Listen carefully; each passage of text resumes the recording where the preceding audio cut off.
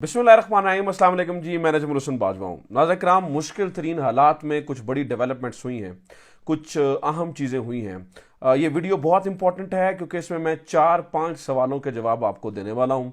सबसे पहला सवाल तो ये है कि इंतहाई अहम तरीन मुलाकात हुई आर्मी चीफ की शहबाज शरीफ से। इस मुलाकात के अंदर क्या बातें हुई? DGISI से भी मुलाकात हुई, चूँकि ये एक हंगामी नोयत का मामला बना हुआ है, मुल्क में अफरा तफरी पड़ी हुई है, चीज़ें ख़राब हो रही हैं। शहबाज शरीफ के ऊपर इस्तीफ़े की भी बात होती है, कभी शहबाज शरीफ साहब जो है ना वो रेफरेंसेस की बात कर रहे हैं। तो इस इंतहाई अहम तरीन मामले के ऊपर ये इंतहाई अहम तरीन मुलाकातें जो ऑब्वियसली एक बड़ा गहरा असर रखती हैं, इन मुलाकातों के अंदर क्या हुआ, सबसे पहली बात। दूसरा ये कि अभी पाकिस्तान मुस्लिम लीग नून के इज्तिमाई इस्तीफ़े आ रहे हैं और इस्तीफ़े दे दिए गए हैं, और ये कुछ आम लोग इस्तीफ़े नहीं दे रहे। ये तो आज पहला झटका लगा है। ये कोई आम लोग इस्तीफ़े नहीं दे रहे, ये पाकिस्तान मुस्लिम लीग नून के वो लोग इस्तीफ़े दे रहे हैं जो टिकट होल्डर्स हैं, जिन्होंने टिकटें ली हुई हैं। देखिए, किसी भी पार्टी के अंदर टिकट लेना सबसे बड़ा मुश्किल काम होता है, क्योंकि टिकट के ऊपर ही सारी चीज़ें इंहिसार कर रही होती हैं। हो सकता है किसी भी हल्के के अंदर 5-6 लोग बड़े हों, बड़े रहनुमा हों, बड़ी लोग हों, लेकिन टिकट्स जो होती हैं वो 5-6 में से एक को मिलती है। यानी कि बड़ी तगदो, आपको इलेक्शन से ज़्यादा तगदो मेरे ख्याल से टिकट पर करनी पड़ती है। तो टिकट होल्डर्स ने इज्तिमाई इस्तीफे दिए हैं, उनके नाम भी सामने आ चुके हैं। तो ये एकदम से क्या वेव जो है वो चल पड़ी है। नंबर 3, तीसरा सवाल, नाज़रीन कराम, चचा भतीजी की सख्त लड़ाई होगी और अब जो है ना वो घर की लड़ाई का जो घड़ा था वो बीच चौराहे फूट चुका है। ये कैसा हुआ, क्यों हुआ, किस तरह से हुआ, इसके ऊपर बात करनी है। जजेस के हवाले से एक नया टास्क सौंपा गया है। जजेस के हवाले से एक नया टास्क सौंप दिया गया है। ये टास्क क्या सौंपा गया है? फिर चौथा सवाल, राना सनाउल्लाह साहब का कॉन्फिडेंस इतना एकदम से कैसे लो हो गया है? और फिर पीपल्स पार्टी और MQM एन मौके के ऊपर नून लीग के साथ क्या हाथ कर रही है? ये 5 या 6 सवालात हैं।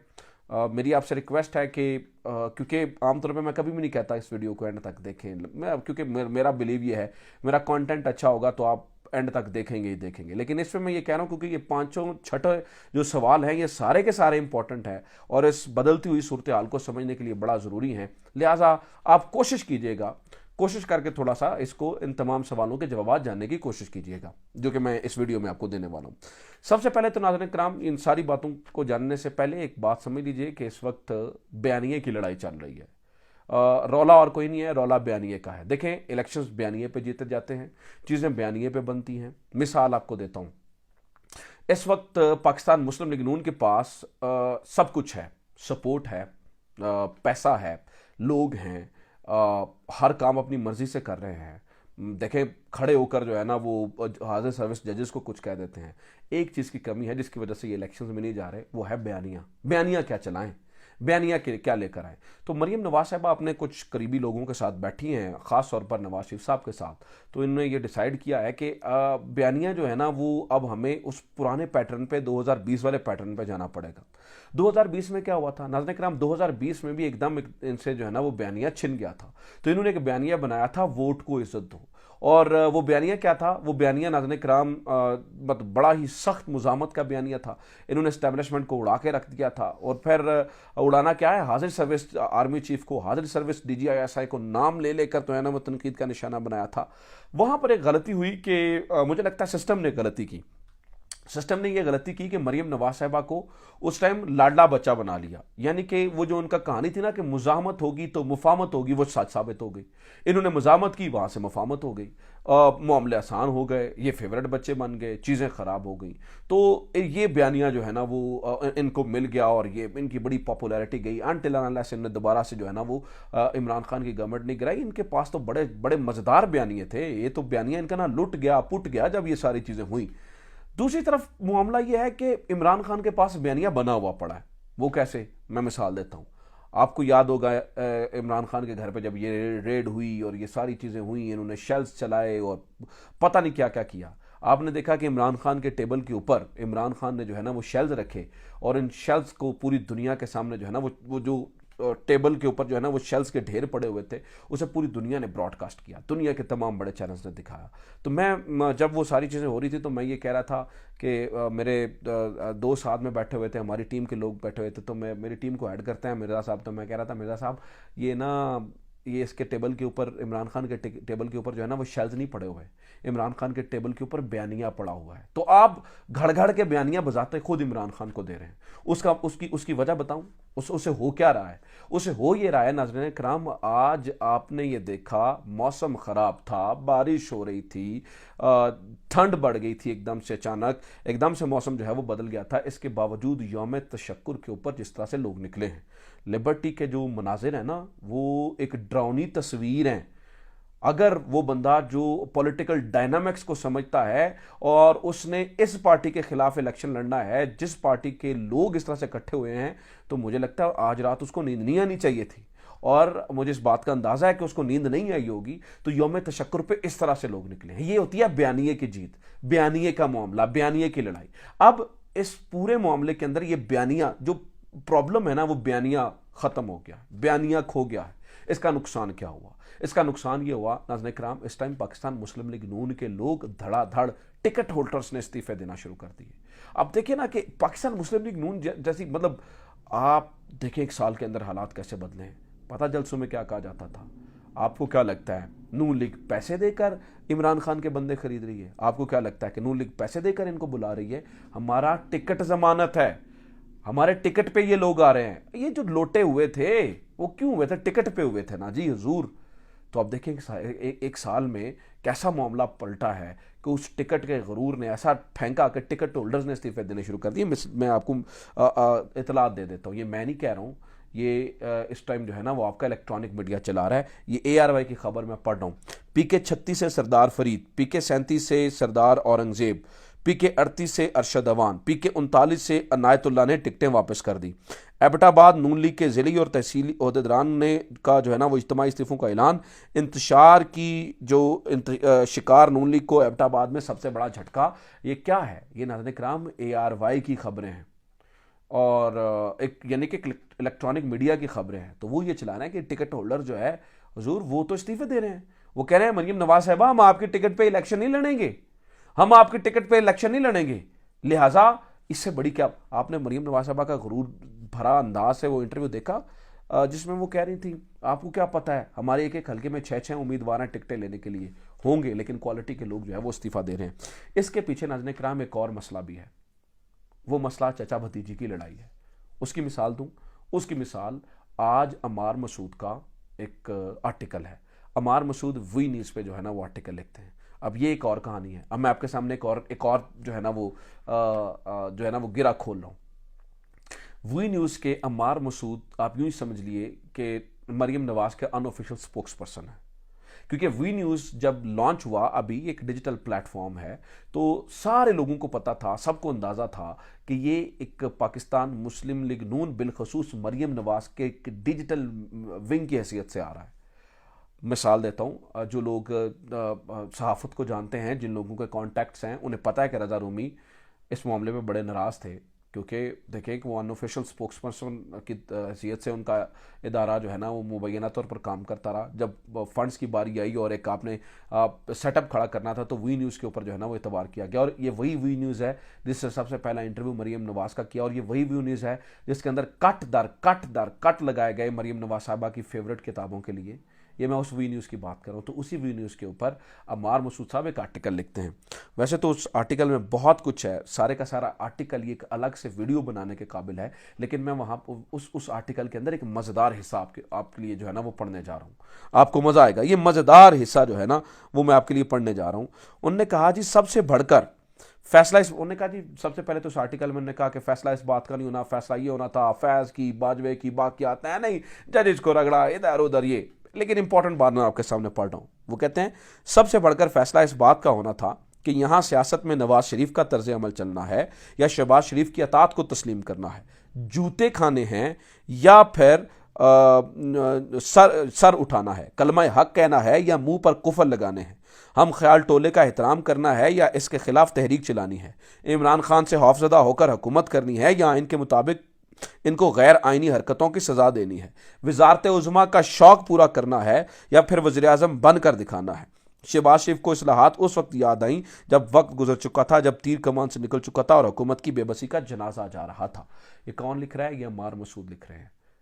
अम्मार मसूद की मैं अभी आपको कहानी बता चुका हूँ। इसका मतलब है मरियम नवाज, इसका मतलब है मरियम नवाज। नाज़रीन किराम समझिए, तो एक प्लेटफॉर्म इस तरह से जो है ना वो लिख रहा है, इसका मतलब है कि चचा भतीजी में सख्त ठनी हुई है और वो कह रही है कि आपको सिर्फ वज़ीर आज़म बनने का शौक था, आपने शौक पूरा कर लिया, वज़ीर आज़म बन के दिखाएं, इनको तुन के रखें, मतलब सादा मायने में। और वो डार डुर के जो है ना वो हुकूमत कर रहे हैं। ये पाकिस्तान मुस्लिम लीग नून का गिला अपने जो है ना वो उनसे है। अब जनाबे वाला राना सनाउल्लाह साहब का इस पूरे मामले को लेकर कॉन्फिडेंस बहुत लो है।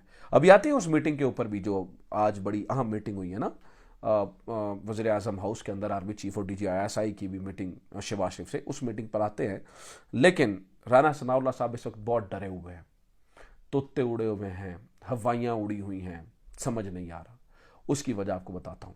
इमरान खान ने आज एक ऐलान किया है कि अगर अगर ये इलेक्शंस नहीं करवाते और गैर आइनी काम करते हैं या कोई गैर आइनी हरकत करते हैं या कोई इस तरह की जो है ना वो चीज़ की जाती है, तो फिर सड़कों पर आने के लिए तैयार हो जाइए।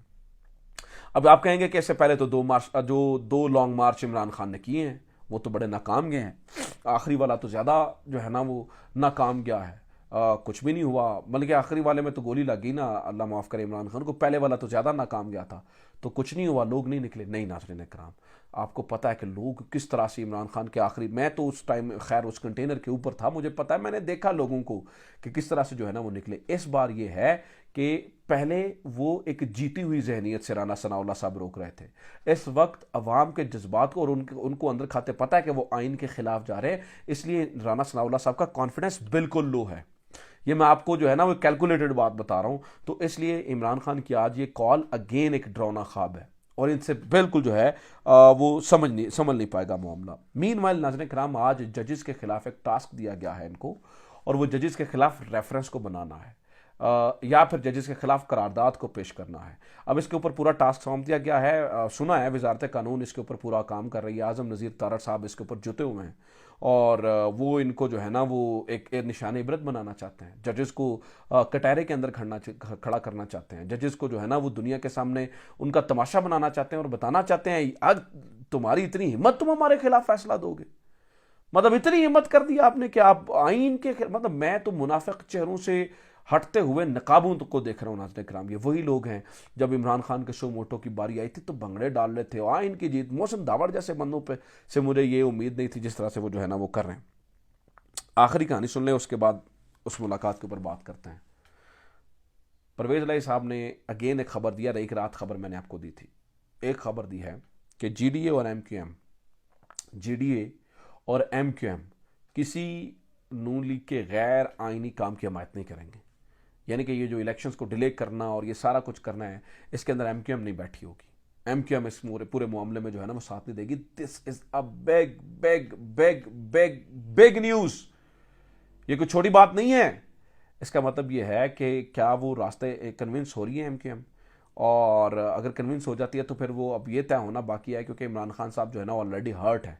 उन्हें लगता है कि मैंने MQM के साथ बहुत अच्छा किया, बट एक MQM की वजह से सारा मामला ख़राब हो गया और आज जो ये बाहर बैठकर जो कुछ हो रहा है वो MQM से जो है ना वो हो रहा है। अच्छा, अब एक चीज़ मैं आपको बता दूं कि एक नया ताकत के अवानों के अंदर, ताकत की राहदारियों के अंदर एक नए किस्म का कॉन्सेप्ट डेवलप हो रहा है।